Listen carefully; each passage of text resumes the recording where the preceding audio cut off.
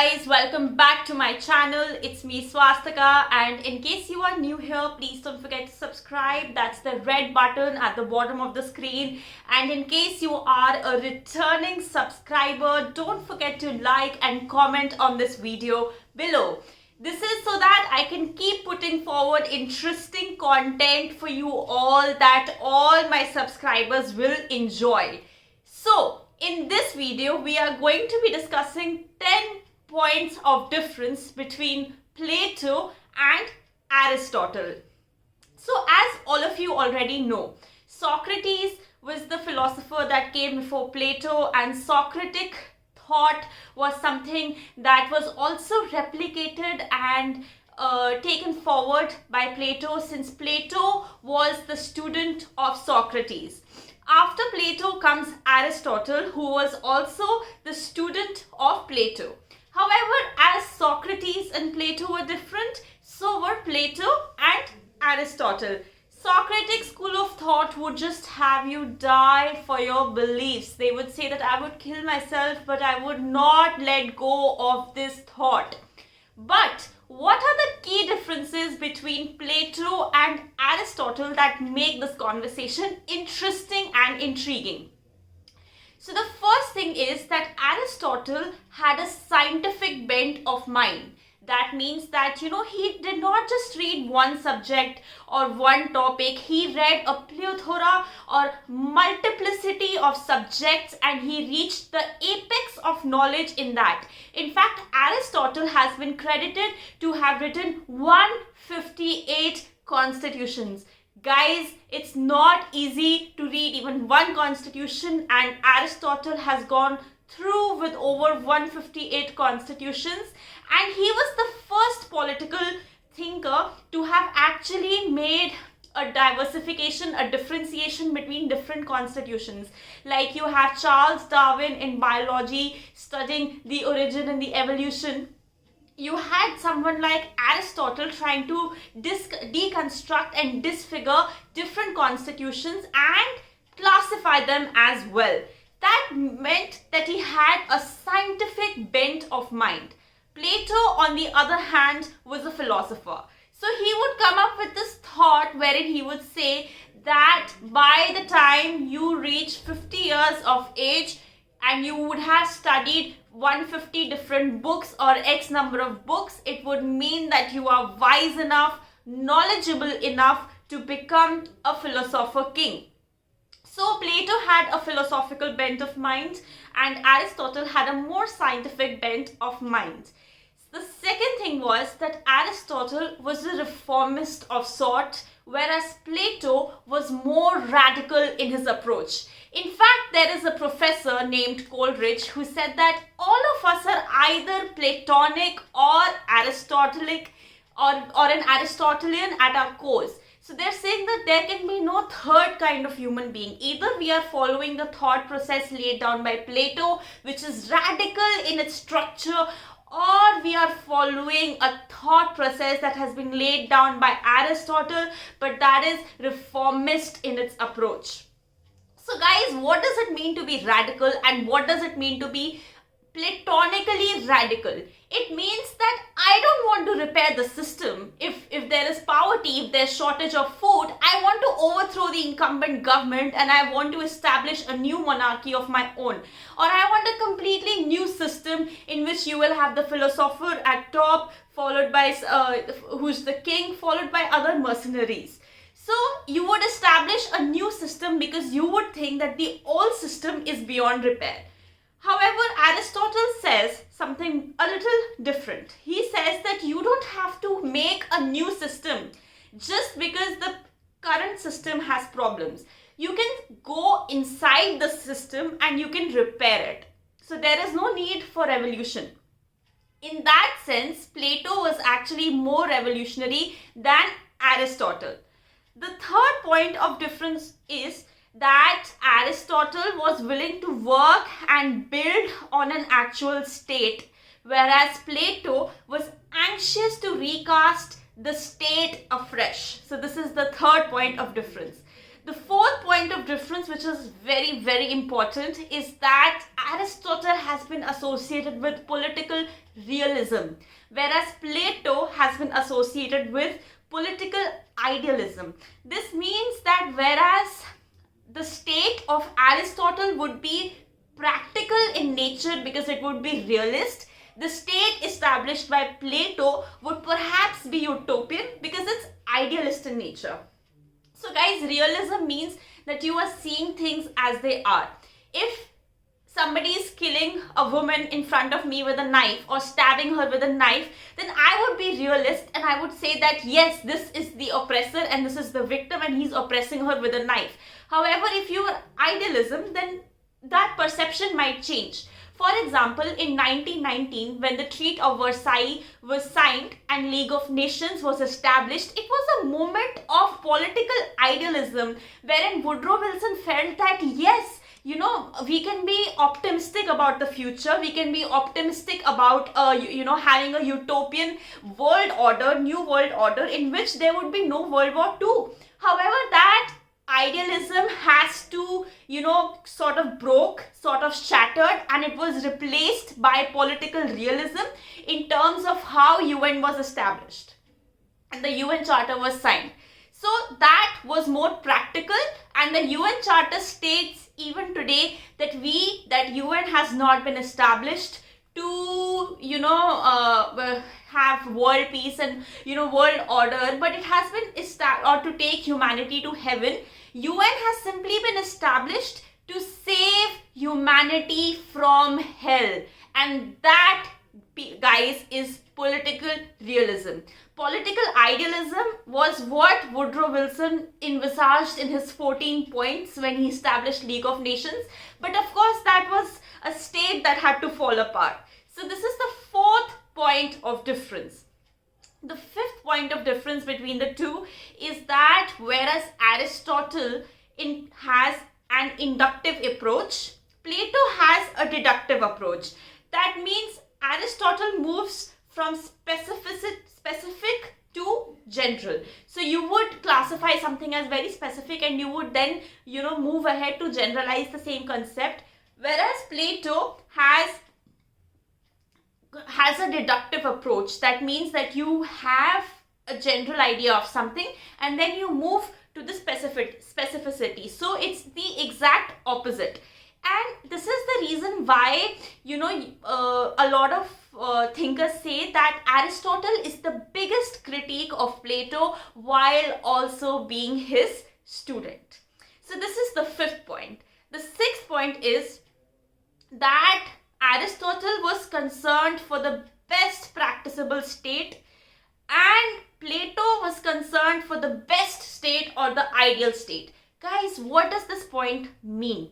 Plato said that I want an ideal state. I want a state in which there is a theory of justice, in which there is ideal form, in which there is a clear division of labor in terms of who does what, and that state is going to be free from corruption because it is an ideal state, a utopian state, a society in which there are no errors, no mistakes, no corruption, because the plan that has been laid out leads to perfection.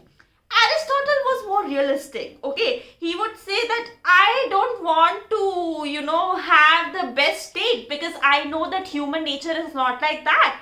I want the state which is the most practicable or practical in nature.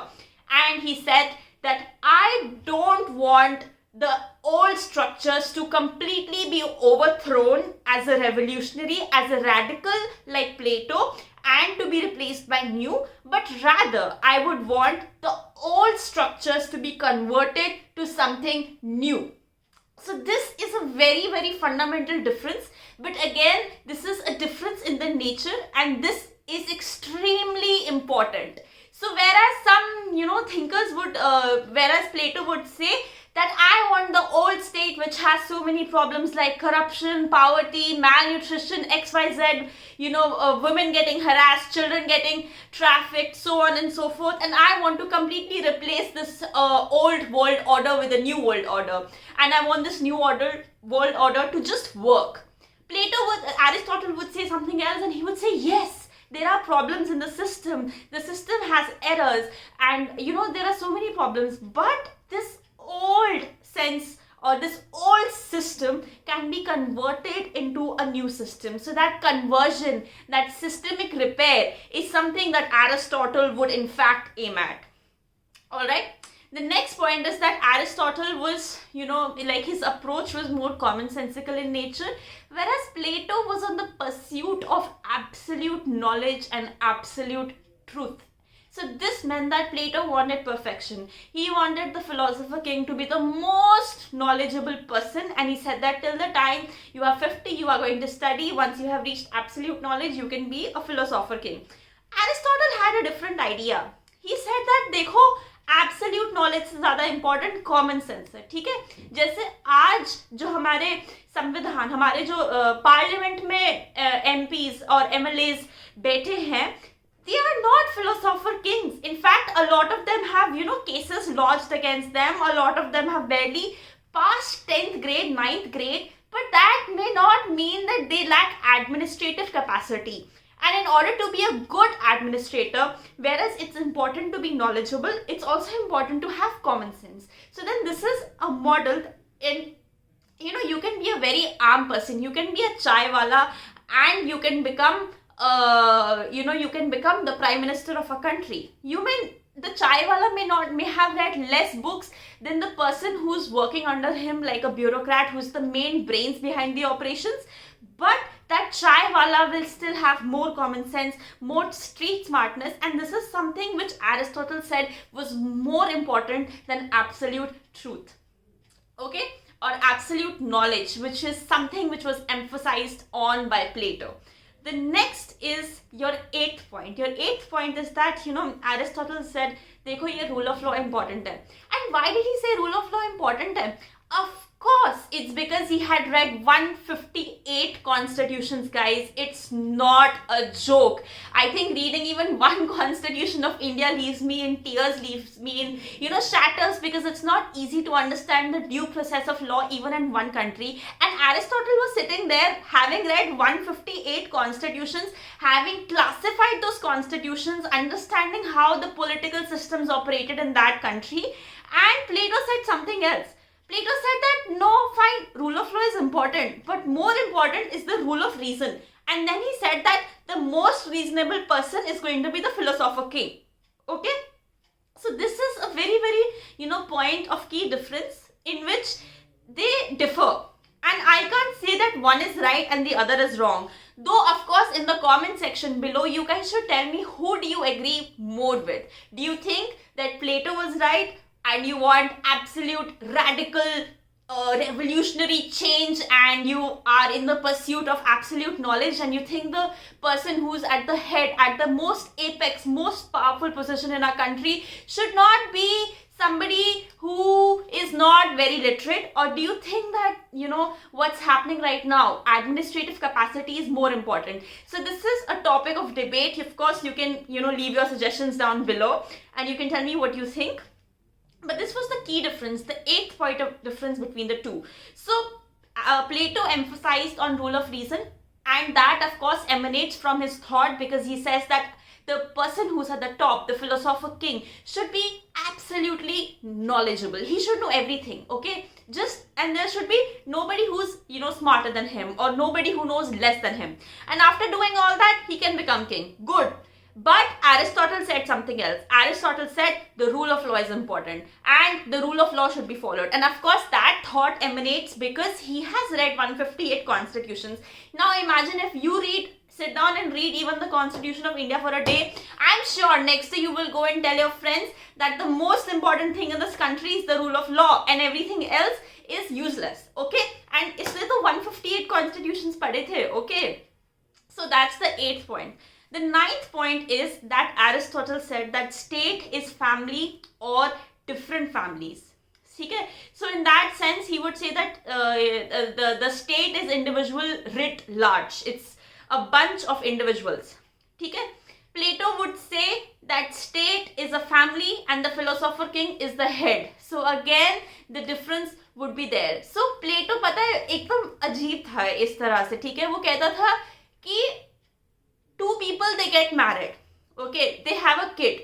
The kid should be taken away from them and he should be put in the system, and in that system, that child cannot have moral obligations, that child cannot be emotionally attached, that child cannot be mentally attached to his first family, because that child's family itself is something, the state, okay. So he did not believe in this concept of nuclear families, joint families and that sort of thing, because he said कि बच्चा पैदा होता है 11-12 साल के बाद, उसको state ले लेगी, ठीक है, and that child is not allowed to form any emotional bonds with his biological parents, all right, and then that child is being given the option if he wants to study, if he wants to fight wars, if he wants to do something else, okay, and he becomes an instrument of the state.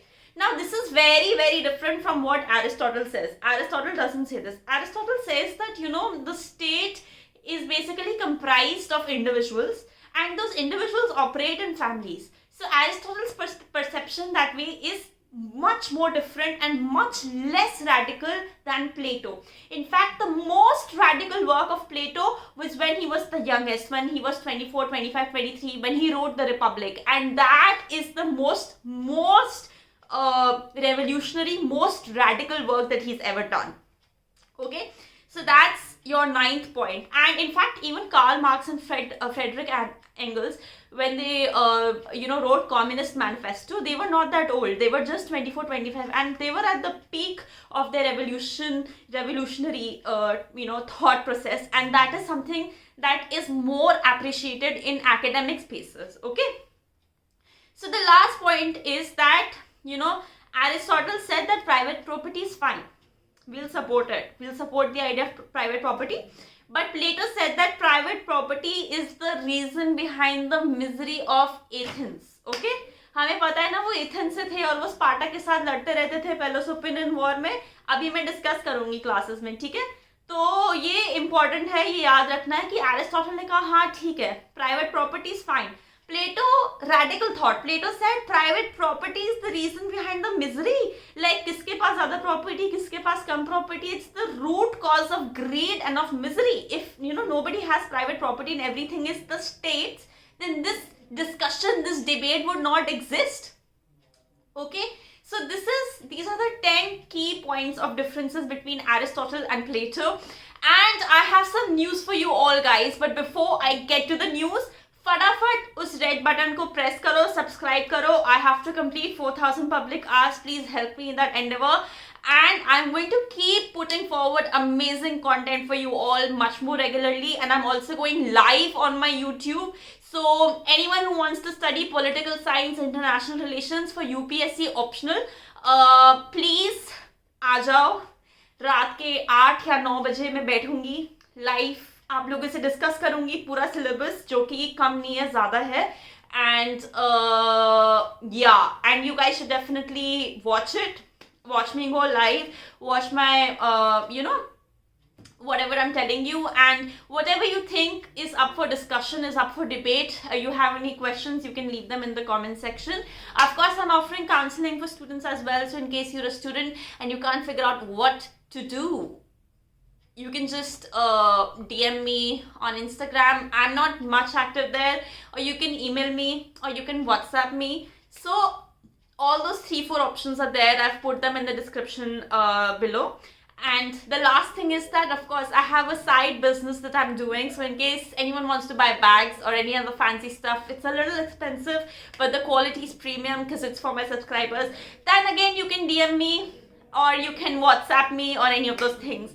So amazing, guys, amazing. And let's discuss and let's chit chat again. And in the next video, I'm going to be discussing different approaches of Aristotle, and I'm going to be discussing a little more about Plato's thought process and Plato's work, because I had an A+ in all 4 semesters in my JNU in political philosophy, and when I was doing my BA honors in political science from DU, I had A+ in political philosophy again. So this is something I feel very comfortable explaining and discussing with you all, and I hope this was useful. Please comment down below what you think, what you don't think. Of course, I raised some questions today and let's see which thought you agree to more with, because as I stated, there's only two kinds of people. Either you are you platonic at your heart, that means you like a radical and you want to change the system and all of those things, or you are an Aristotelian. So which one is it that your personality subscribe more to? Please comment down below. And amazing, let's see you in the next video.